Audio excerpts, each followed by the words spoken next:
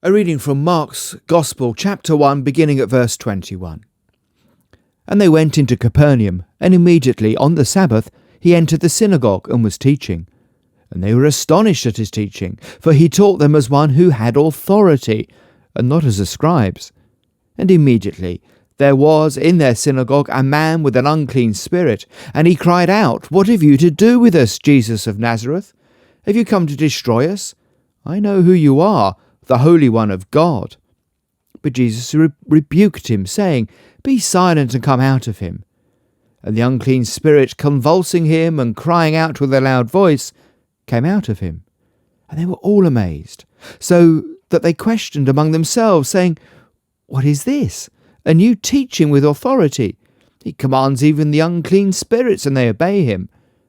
And at once his fame spread everywhere, throughout all the surrounding region of Galilee. So we have here a picture of Jesus, an account of Jesus' teaching ministry. This is at the very beginning of that teaching ministry.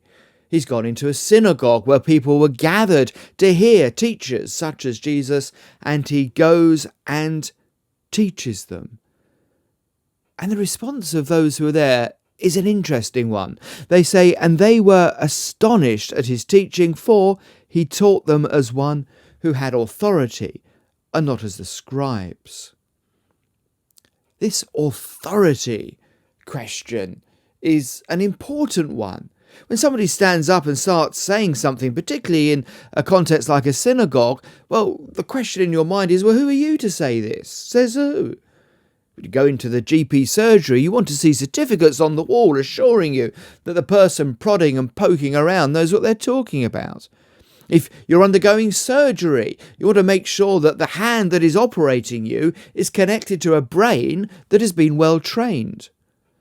What authority do you have is a foundational question for anything. It's a question we should always have in mind. Somebody speaks, on what authority are they speaking? How are they qualified to say what they're saying? And yet there was something in Jesus' teaching which meant that they saw his authority. In fact, they were astonished at his teaching.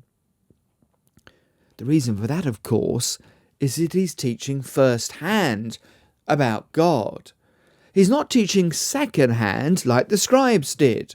The scribes, you see, would follow the custom. You have a question and then you start citing the sources. Well, Rabbi A says this, but Rabbi B says that, but Rabbi C says this and really should be listened to. But what about Rabbi D? And so on and so forth it all goes. So they would be listening out to see what Jesus would say as he debated, but he didn't enter into any of that. Rather, he simply taught them as one who had authority. And then suddenly we get this breaking in. This man with an unclean spirit who cries out, "What have you to do with us, Jesus of Nazareth? Have you come to destroy us? I know who you are, the Holy One of God." The irony, of course, is that whilst the crowd are wondering who on earth this person is who can speak with such authority, an unclean spirit can call out and say, "Well, we know who you are, the Holy One of God." And Jesus casts him out. Not with any great show. He casts out this demon simply by speaking to him, "Be silent and come out of him." And of course, all the more people start questioning, all the more people start saying, "Well, who is this who can say and do these things? Who is this who can act as if he is God, casting out the evil spirits?" Well, we know, of course, because earlier in this chapter 1, Jesus was introduced to us as the Son of God. Earlier in chapter 1, we read of the baptism of Jesus and that voice, remember, from heaven, "This is my Son, my beloved, with whom I am well pleased." But this represents the first time people on the ground heard his teaching, and they realized that this man spoke firsthand for God.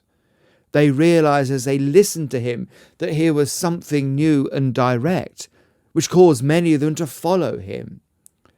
And so we have to ask ourselves, what do we make of this Jesus? Do we see him as somebody who is a great teacher, somebody whose words can be trusted, who means what he says? Do we see him rather as somebody who's trying to deceive us, or somebody who's out of his mind?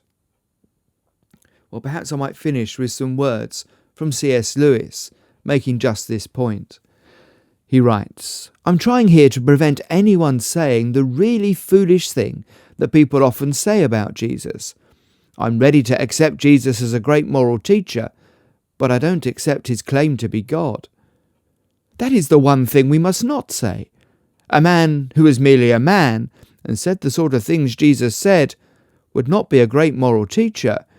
He would either be a lunatic, on the level with the man who says he is a poached egg, or else he would have to be the devil of hell. You must make your choice. Either this man was and is the Son of God, or else a madman or something worse. You can shut him up for a fool, you can spit at him and kill him as a demon, or you can fall at his feet and call him Lord and God. But let us not come with any patronizing nonsense about his being a great human teacher. He has not left that open to us. He did not intend to. Now it seems to me obvious that he was neither a lunatic nor a fiend, and consequently, however strange or terrifying or unlikely it may seem, I have to accept the view that he was and is God."